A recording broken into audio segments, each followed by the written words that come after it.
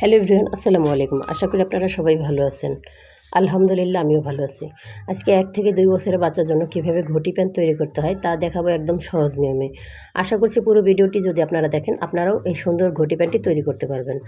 তো এখানে আমি প্রথমে কাপড় নিয়ে নিয়েছি 12 গিরা পরিমাণে। 12 গিরার চেয়েও একটু কম আছে, এখানে 26 ইঞ্চি আছে। তাই এই কাপড়টিকে প্রথমে আমরা ভাঁজ খুলে নেব।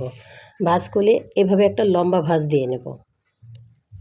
তো এইভাবে লম্বা ভাঁজ দিয়ে আমরা এই পায়ের সাইড থেকে 3.5 ইঞ্চি পরিমাণ কাপড় কাটিং করে আলাদা করে নেব। এখানে কিন্তু আমরা ঘটির কাছে এলাস্টিক দেব। আর আপনারা যদি পাইপিং দিতে চান তাহলে এখানে 3.5 ইঞ্চি পরিমাণ যে আমি কাপড়টা কাটিং করে রাখবো, এখান থেকেই আপনারা কলি এবং পাইপিং দুইটাই দিতে পারবেন। তা আমি যেহেতু এলাস্টিক দেব, সেহেতু কিন্তু আমি শুধু এখান থেকে কলির কাপড়টাই কাটিং করব। তারপরে এই যে এখানে বন্ধ সাইডটি কাটিং করে দুইটা পার্ট করে নিতে হবে। আমি এইভাবে মাঝখানে বন্ধ সাইডে কাটিং করে নিয়েছি। এখন এক সাইড এইভাবে যে কোনো এক সাইড থেকে আমি চিকন করে সেলাই দিয়ে নেব। তারপর সেলাই দেওয়া হয়ে গেলে এখানে আমি 10 ইঞ্চি পরিমাণে এলাস্টিক নেব। তারপরে এই এলাস্টিকটাকে এভাবে 1 ইঞ্চি দূরে রেখে সেলাই করে নেব। এলাস্টিকটাকে অবশ্যই একটু টান দিয়ে ধরে রাখতে হবে। আর যারা হুড মেশিনে সেলাই করেন আমার মতো, তারা অবশ্যই সামনের দিকে হাত দিয়ে ধরে নেবেন। তো এইভাবে প্রথমে একটি সেলাই দিয়ে পরে এই পাশে আরেকটি সেলাই দিতে হবে। এইভাবে আমরা দুইটা পাটি সেলাই করে নেব। তারপর এই যে কাপড় কাটিং করে রেখেছিলাম 3.5 ইঞ্চি, এখানে আমি সামনেও চওড়ায়ও 3.5 ইঞ্চি রাখবো, লম্বায় 3.5 ইঞ্চি রাখবো, রেখে একটি কলি কাটিং করে নেব। তারপর নিচে থেকে ধরে প্যান্টের দুইটা পার্ট আমি সেলাই করে নেব। এইভাবে কলিটা ধরে মেজারমেন্ট করে নেব।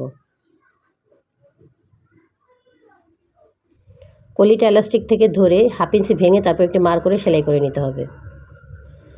তারপর এইভাবে আমি এলাস্টিক থেকে ধরে কলিটা জয়েন করে নেব।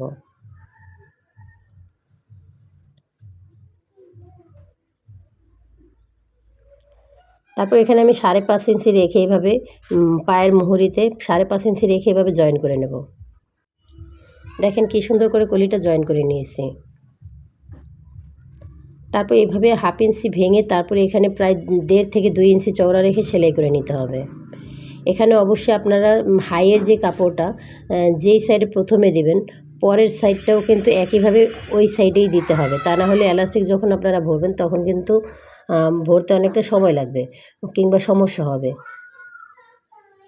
আশা করছি বুঝতে পেরেছেন। এই যে দেখেন, প্রথমে আমি যেই নিচের দিকে দিয়েছিলাম, পরেরটাও কিন্তু আমি নিচের দিকে দিয়েছি। আর এখানে সেলাই করার পরে কিন্তু আমি 1/2 ইঞ্চি ফাঁকা রাখবো। এই যে দেখেন, এখানে কিন্তু আমি 1/2 ইঞ্চি ফাঁকা রেখে ব্যাক স্টিচ দিয়ে দিয়েছি। তারপরে উপরে 1 ফিট অনুযায়ী একটা সেলাই করে নেব। এই সেলাইটা দেওয়ার ফলে কিন্তু এলাস্টিকটা যখন ভরা হয় তখন কিন্তু অনেক সুন্দর দেখা যায়। তাই এইভাবে আমি 1 ফিট অনুযায়ী সেলাই করে নিয়েছি। এখন আবার আরেকটি সেলাই শুরু করব মাঝখান থেকে। এটাও কিন্তু আমি 1/2 ইঞ্চি গ্যাপ রেখে তারপরে সেলাইটা ব্যাক স্টিচ দিয়ে নেব। আপনারা অবশ্যই দেখবেন, আমি কিন্তু 1/2 ইঞ্চি গ্যাপ রেখে তারপরে সেলাইটা করে নিয়েছি। এই যে দেখেন, আমি সুতাটা কাটিং করে নিচ্ছি। এখন অফলাইনেই কিন্তু আমি এলাস্টিকটা ভরে নেব। আপনারা চাইলে এই প্যান্টটা কিন্তু 1 থেকে 2 বছরের বাচ্চাদের পরাতে পারবেন। আশা করছি এই ভিডিওটি আপনাদের কাছে খুব ভালো লাগবে। আর যদি এই ভিডিও থেকে আপনারা অবশ্যই কিছু শিখতে পারেন, তাহলে অবশ্যই আমার চ্যানেলটা সাবস্ক্রাইব করে দেবেন এবং লাইক দিয়ে পাশেই থাকবেন। সবাই ভালো থাকবেন। খোদা হাফেজ।